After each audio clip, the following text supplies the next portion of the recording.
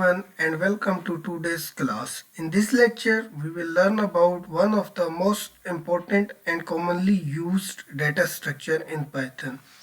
And the name of that data structure is list.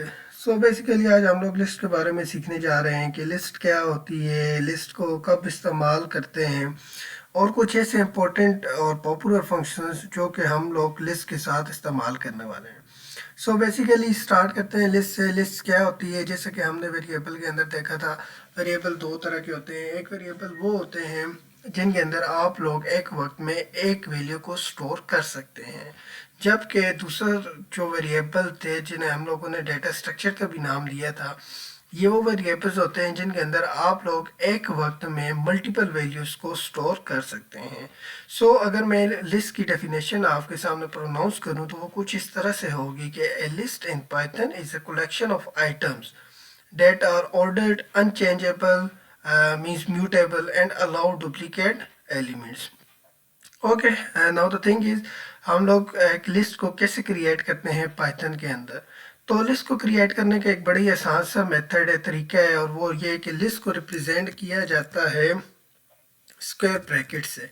These brackets are called the square brackets और ये brackets represent करती हैं list को Python के अंदर.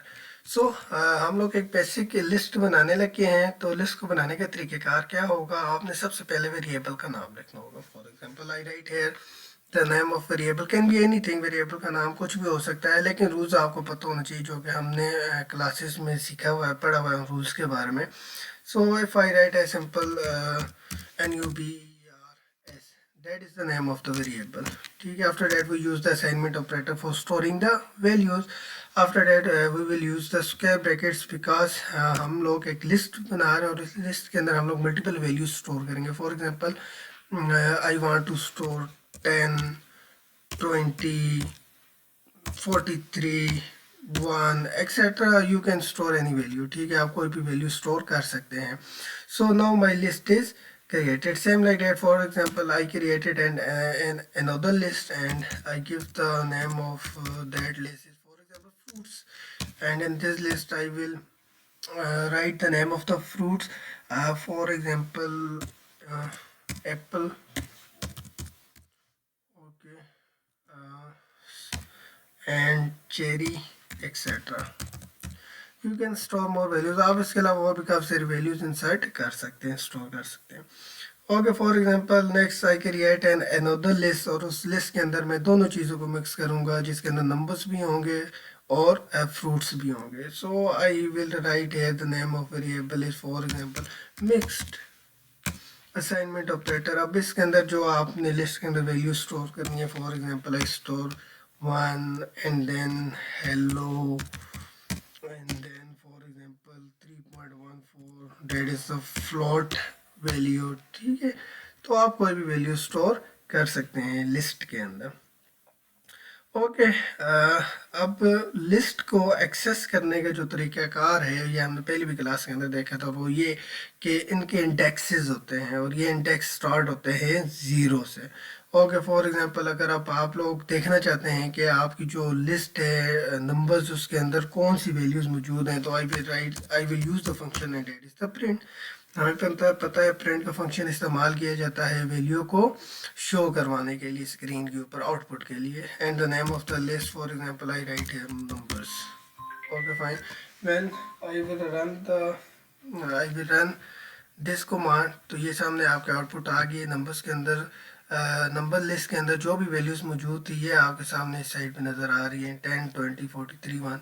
सेम लाइक डेट अगर मैं यहाँ पर लिख देता हूँ लिस्ट का नाम मिक्स्ड, तो जब मैं इसे चलाऊँगा तो आप देख सकते हैं आपके सामने मिक्स्ड लिस्ट के अंदर जो भी वैल्यूज़ थी वो आपके सामने आ चुकी हैं. That is 1, hello, 3.14 etcetera. Okay, अब हम लोग कुछ फंक्शन सीखने वाले हैं, कुछ पॉपुलर फंक्शंस और मेथड जो लिस्ट के साथ हम इस्तेमाल किए जाते हैं. अब उनके अंदर जो सबसे पहले नंबर फंक्शन है, उस फंक्शन का नाम होता है len. ठीक है, len फंक्शन जो है वो किसी भी एलिमेंट किसी भी लिस्ट के अंदर मौजूद एलिमेंट्स की तादाद को बताता है कि उस लिस्ट के अंदर कितने एलिमेंट्स मौजूद है. अगर मैं इंग्लिश के अंदर प्रोनाउंस करूं तो लेंथ इज अ फंक्शन जो कि which returns the total numbers of element in a list. For example मैं देखना चाहता हूँ ये मेरे पास जो लिस्ट बनी हुई है नंबर्स, अब इसके अंदर कितने एलिमेंट मौजूद हैं। So I will write the function and that is the length. So I will use the print function for showing कि कितने आपके पास इस एलिमेंट के अंदर नंबर्स मौजूद हैं, उनकी लेंथ कितनी है। So I will write the function name and the function name is len। After that in brackets I will use the list name and that आप कोई भी कर सकते हैं। फॉर एग्जांपल हम फ्रूट्स की देखते हैं, फ्रूट जो लिस्ट हमने बनाई है उसकी कितनी लेंथ है। ओके, तो ये देखें आपके सामने ऊपर शो हो गई है। ठीक है, आपके पास जो लिस्ट है फ्रूट उसके अंदर कितने एलिमेंट्स मौजूद है, देयर आर 2 एलिमेंट्स। ओके, अब मैं देखना चाहता हूँ नंबर्स।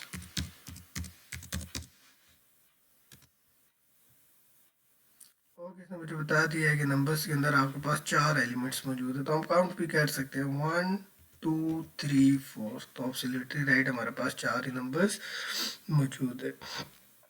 ओके, आफ्टर डेट एक और फंक्शन होता है और उसका नाम होता है append function. Okay, append function का काम क्या होता है? अपेंड फंक्शन का काम होता है एक लिस्ट के अंदर सबसे आखिर में एक नया एलिमेंट ऐड करना। फॉर एग्जांपल आई वांट के चेरी के बाद यहाँ पर ऑरेंज एक और आइटम जो है वो ऐड अप हो जाए। So I will use the append method for it. So I will remove these lines. Okay, अच्छा, तो अब उसको इस्तेमाल करने का क्या तरीक़ेकार है? आपने सबसे पहले लिस्ट का नाम लिखना है and the name of the list is fruits, क्योंकि हमने फ्रूट्स के अंदर एक नया आइटम जो है वो ऐड करना है लास्ट में।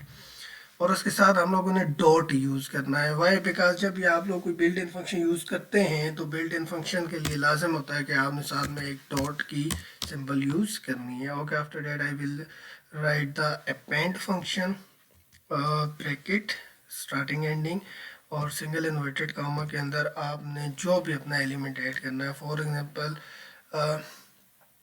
हमने ऑरेंज ऐड करना है, so I will right FORNG। और अब इसके बाद मैं इस लिस्ट को देखना भी चाहता हूँ, so I will write the function print bracket and then list का नाम फ्रूट्स। और जब ये देख लें अब आपके सामने ये जो लिस्ट है फ्रूट्स की, उसके अंदर एक नया एलिमेंट ऐड हो चुका है और उस एलिमेंट का नाम है ऑरेंज। ठीक हो गया। और अगर मैं इससे पहले प्रिंट एफ लिखता हूँ फ्रूट को, प्रिंट फ्रूट, तो फिर आप देखेंगे कि आपको सिर्फ एप्पल और चेरी नज़र आएगा। हमें पता है इंटरप्रेटर लाइन बाय लाइन चलता है। ठीक है, जब ये लाइन एग्जीक्यूट होगी तो यहाँ तक जो आपकी लिस्ट है फ्रूट्स उसके अंदर कितने एलिमेंट्स हैं? 2 एलिमेंट्स हैं, that is the apple and cherry जो आपको शो हो रहे हैं।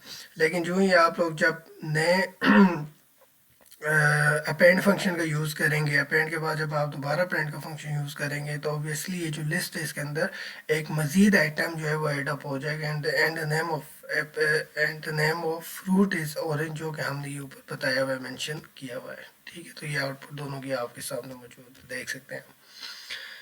ओके, आफ्टर डेट है हमारे पास एक और फंक्शन होता है and that is the insert function.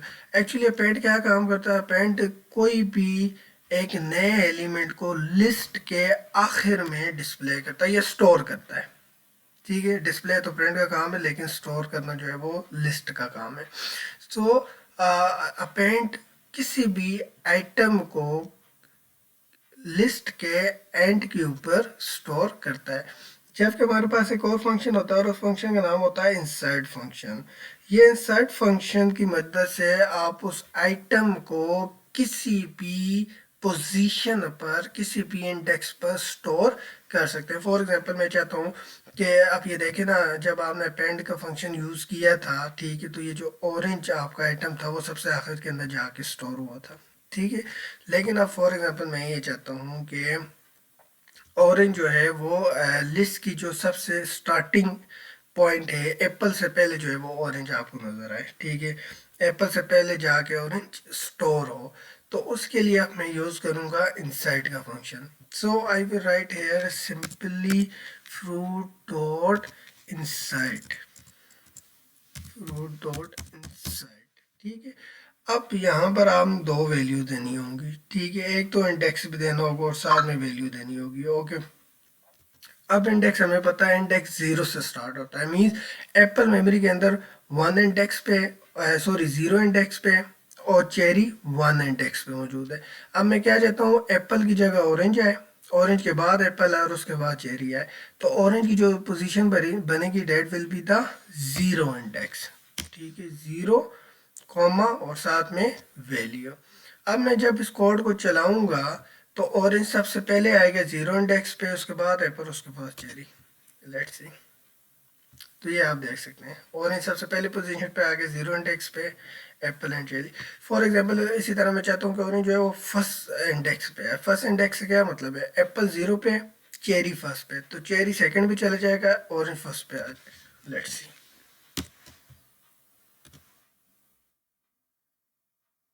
ये देख सकते हैं आप, ठीक है, एप्पल पहले आ गया, ऑरेंज सॉरी एप्पल 0 इंडेक्स पे, ऑरेंज फर्स्ट इंडेक्स पे और चेरी सेकंड इंडेक्स पे।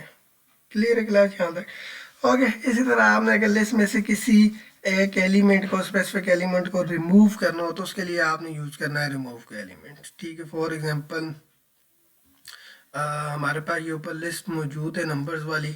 अब मैं ये चाहता हूँ कि इस नंबर में ये जो 20 है ये रिमूव हो जाए। तो सिंपल सा फंक्शन है रिमूव का। सबसे पहले आपने लिस्ट का नाम लिखना है and the name of the list is numbers dot. अब फंक्शन का नाम लिखते हैं, चूंकि हमने रिमूव करना है एक एलिमेंट को, so I will write the function and the name of the function is remove. After that I will use the bracket और फिर आप अपनी वैल्यू को लिखते हैं जो आपने रिमूव करने। For example I want to remove 20 from the list and the name of the list is number. मैंने इस लिस्ट से 20 को रिमूव करना है, ठीक है, डिलीट करना है। तो अब जब मैं दोबारा प्रिंट करूँगा अपने इस नंबर्स वाली लिस्ट को, ठीक है, तो अब आप जब देखेंगे तो आपके सामने 20 शो नहीं होगा क्योंकि 20 is remove from the list. So you can see है 10, 43 and 1, why because 20 is remove. Okay,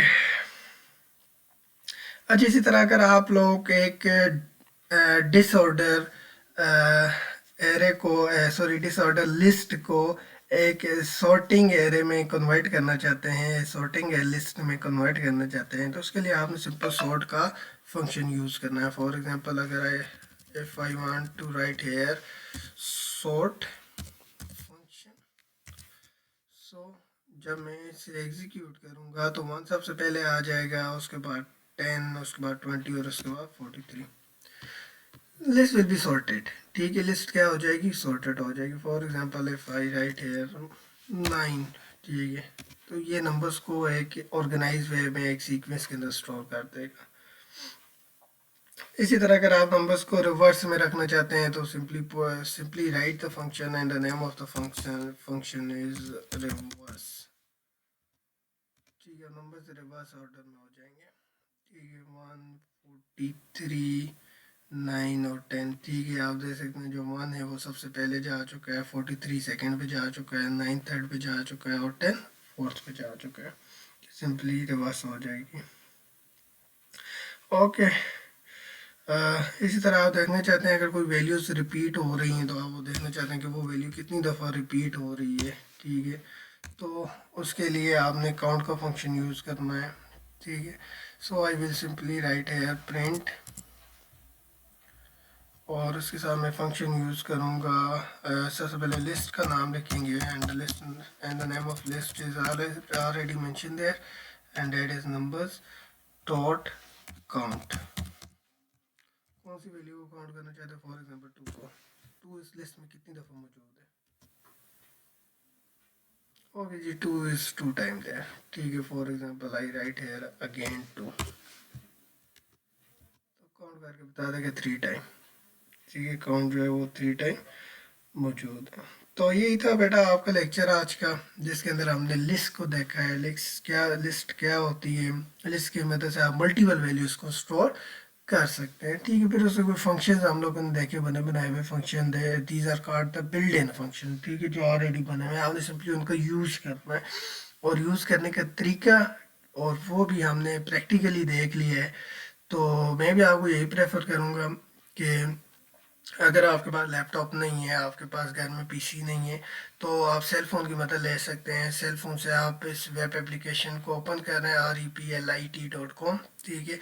वहाँ पे जाके आपने सिंपल साइन अप करना होगा और फिर वहाँ पर आप अपने पाइथन, आपको एक पाइथन आईडी प्रोवाइड किया जाएगा, एक इंटरप्रेटर प्रोवाइड किया जाएगा। वहाँ पे जाके अपनी कोडिंग करके आप लोग प्रैक्टिकली इस चीज़ को अच्छी तरीके से सीख सकते हैं। मज़ीद अगर आपको कोई चीज़ समझ में नहीं आई तो आप डिस्कस कर सकते हैं। शुक्रिया।